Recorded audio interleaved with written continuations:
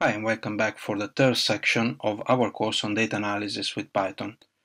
The topic of this section is Pandas, one of the most important libraries for data analytics, and this video in particular will get you started with an introduction to this library. Before we start digging into the details, let's have an overview to this section. So Pandas is the main library for data analytics. It provides high-level data structures, called series and data frames, for fast and easy data analysis.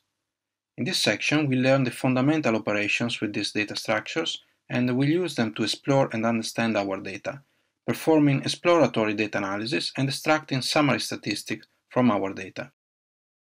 We'll also look at some more advanced query patterns to access data from our data frames in a smart and efficient way. We're now ready to get started with the Pandas. So, as we mentioned, Pandas is the main library for data analytics in Python. It's built on top of NumPy for efficient computation, but it provides a higher level interface. The core data structures offered by Pandas are called series and data frames, which we're going to explore in this video and for the rest of the section. In order to install Pandas from a Conda environment, you can simply type conda install pandas. Please refer to the installation and setup video if you need more details about how to install Python packages. First, we're going to import the Pandas library. It's common practice to use the alias pd for Pandas, so there is less typing to do. Since we're mostly using series and data frames, we could also import these classes directly. Let's focus on series first. A series is a one-dimensional array-like object. We can create an instance of a series by passing a list of values as its first argument. In this example, we are creating a series called data. And as you can see, if we print out the series, we also have the index associated with the values, as well as a data type. The data type int64 is really a NumPy data type that we have seen in the previous section. We can access a specific element of a series using the indexing notation.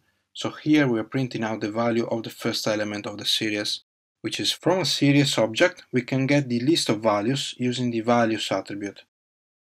This array is essentially a NumPy array and it leads to significant speedups compared to using pure Python lists. We can also have a look at the index of the series, which we didn't specify during the creation. So in this case we simply have a range from 0 up to 4 excluded.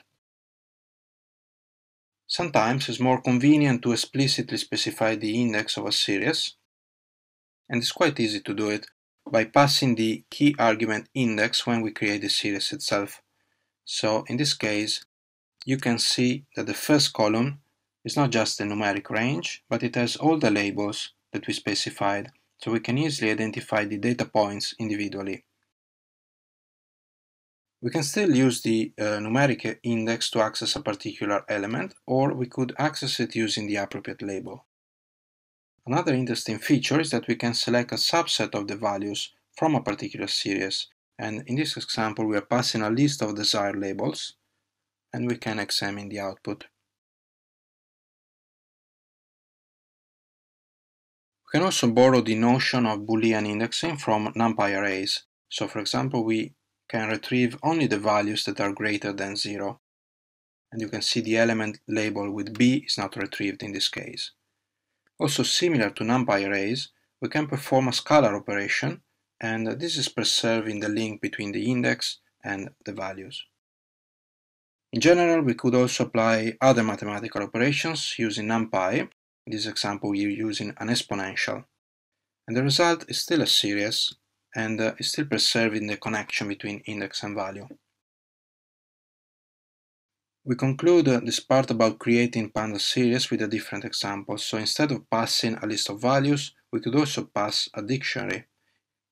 So in this case, the index value link is made explicit by the dictionary. And if we also pass a list of desired indexes, Pandas takes care of the alignment with missing data. So if a particular index was missing in the city data dictionary, as you can see, Pandas is assigning the NaN value, which is short for not a number. This is conceptually similar to a Python none value, but it's really a special numeric value. And this is important because there are some efficiency implications here. Next, let's move on to Pandas data frames. Data frames are structures that are crucial and you'll be using in many data analysis and data cleaning tasks. Data frames are table-like objects, or if you prefer, spreadsheet-like objects. Let's start with the creation of a data frame. And let's say that our input data are structured as a list of dictionaries. So in this example, we have data that represent items bought in a store. These dictionaries have keys to represent customer names, items, quantities, and unit prices. After loading the data in the data frame, you can see the table-like structure with the axes correctly labeled. Pandas also takes care of missing data, so if you look at the last purchase for Alice, the name of the item was missing in the original data for some reason, so Pandas replaces it with a NIN value. Now let's look into how to access our data from a data frame. If what you want to do is to access a particular row, you'll need to use the lock attribute, passing the row label or the index. So in this case, we are retrieving the first row of the data frame. And on the other side, if you want to access a particular column of the data frame, you can pass the column name as a label, almost like accessing a dictionary key. So in this case, we are retrieving the item column. If you need to access a specific cell, so the intersection of a row and a column, you can use again the lock attribute, specifying the label for the row first, followed by the label for the column, like so.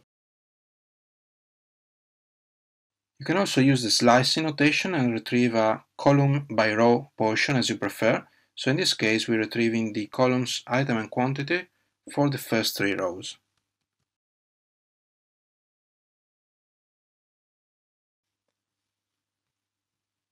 In this next example, we're going to use Boolean indexing to retrieve all the rows where some value matches a specific condition.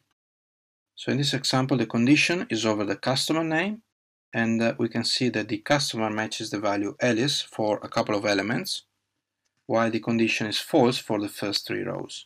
So the output of this operation is a series of booleans, and this can be used to filter rows according to our criteria. So in this example, we are retrieving only the rows for the customer Alice.